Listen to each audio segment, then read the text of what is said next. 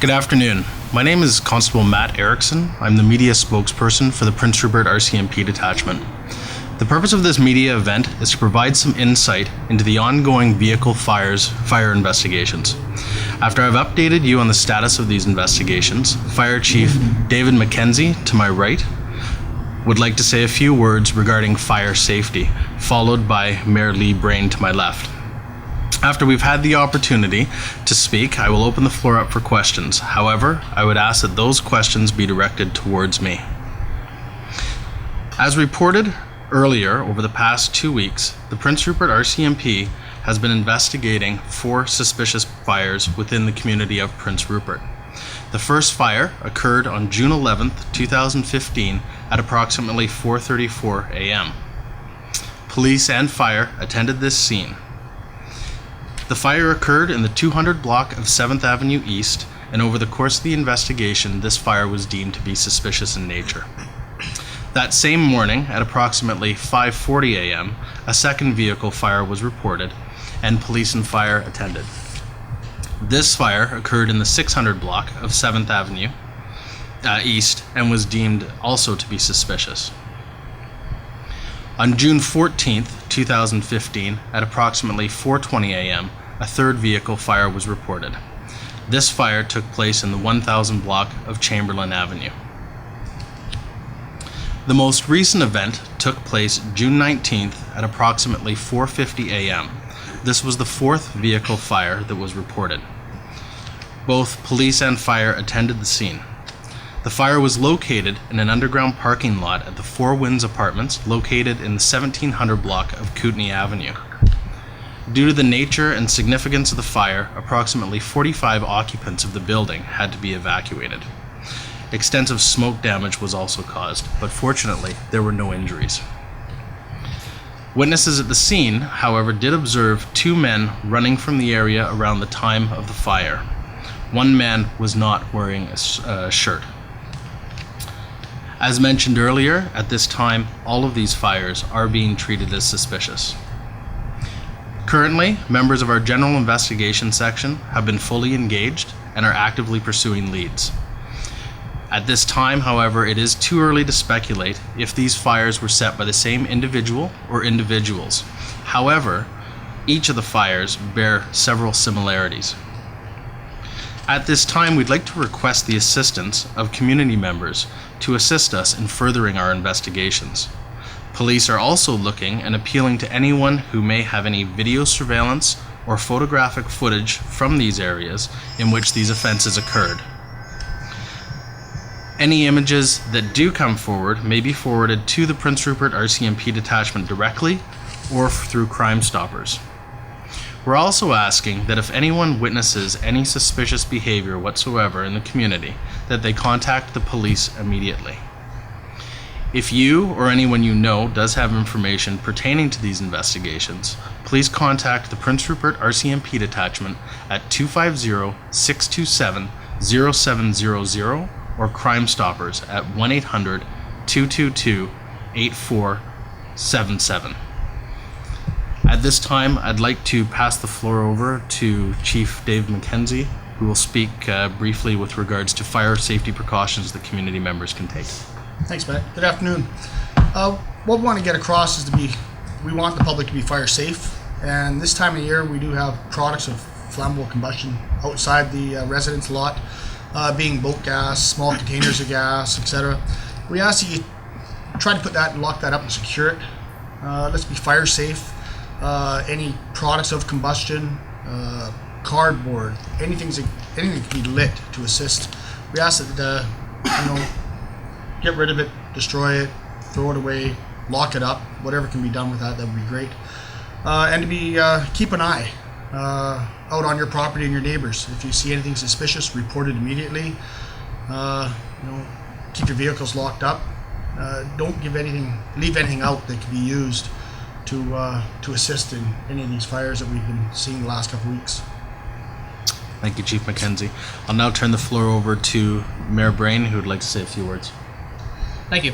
So we just want people residents to keep confidence that the RCMP is working on active leads, and that's the way to approach this situation. I know that social media is one of the big pieces of communication these days, and people can start to speculate on rumors and things that they believe is happening. And I think that you need to follow the RCMP's channels and just stay up to date with the RCMP, because they will release information as it comes. And that if you do have information, to call Crime Stoppers. It is anonymous. And yeah, just to keep following the RCMP's lead on this situation. Thank you. At this time, I'd like to open the floor for any questions that our media partners may have. Do you know what the source of the fire was, and what kind of material they used to light these vehicles on fire? As you can understand, given the sensitivity of these types of investigations, we do need to ensure that evidence is protected as much as we possibly can. Therefore, at this time, we're not releasing any information pertaining to the source of the fire, as it could potentially jeopardize the investigation. Does police have any suspects right now? We are currently following up on several leads. At this time, I can't really release the information as to who or what those leads may be, but please know that we are actively pursuing all avenues of investigation. With the areas that were targeted, do you believe that they were targeted for a certain reason or at random? We do believe at this point that these events are random. What would you need to link the different incidents together to make them, at least in your mind, seem like they are being done, in a pattern? Again, it's still far too early to speculate as to, if or how these fires are linked. However, what we are confident in saying at this time is that each one of the fires that we are investigating do share several similarities.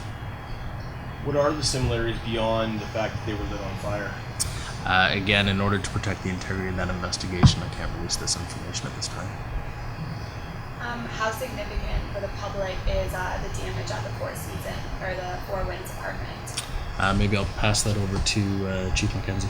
The building did sustain some serious damage to it, including severe heavy smoke damage inside, up to in the apartments also.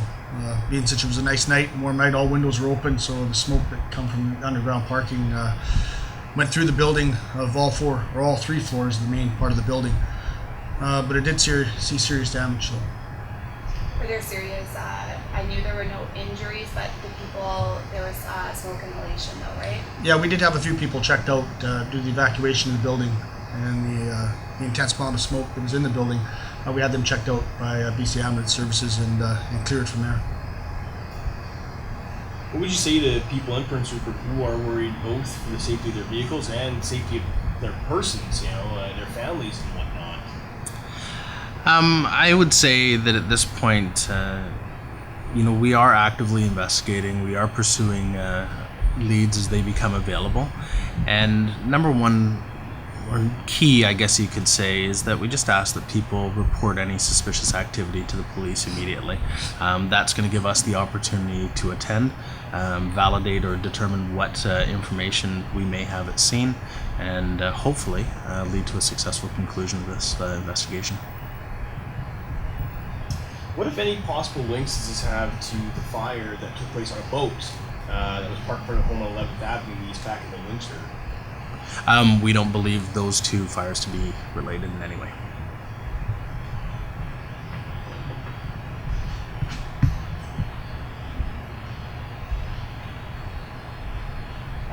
Can I ask a question about the people in the apartment building? Are they currently displaced, or have they returned to their homes? And do they need support after experiencing a fire? Everybody, once we stayed on scene for a number of hours after to make sure the place was vented out correctly. At this time, nobody was displaced because there was no damage inside the apartments. It was just smoke. So we waited till we cleared all the hallways and residents of the people living in there, made sure it was okay, and then turned the building back over to the property owner and had them deal with anything further. Do we know the age or somewhat more about these men outside of the fact that they were running away and one of them had no shirt on? Do we know what ethnicity they are? Unfortunately not. Our witness was only able to tell us that it was two men running from the scene at around the time of the fire, and that one of them was not wearing a shirt.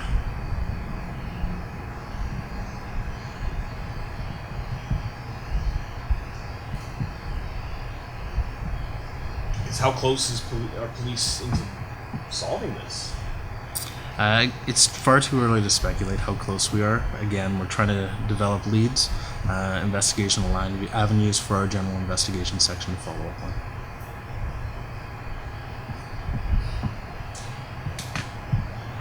If another one occurs, I guess in the next week or so, are there measures in place to guarantee resident safety? Because obviously if another one happens, that's going to be 6, and I guarantee people will probably start to get really worried. So is there anything in place to keep them safe and make them feel okay? I'll mirror what Chief Mackenzie had mentioned, ensuring that people's properties are cleaned up, that there aren't combustibles laying about, anything that may entice somebody to want to start a fire. At this point in time, that is the best precaution that people can take, and of course, any suspicious activity to report it immediately to the police.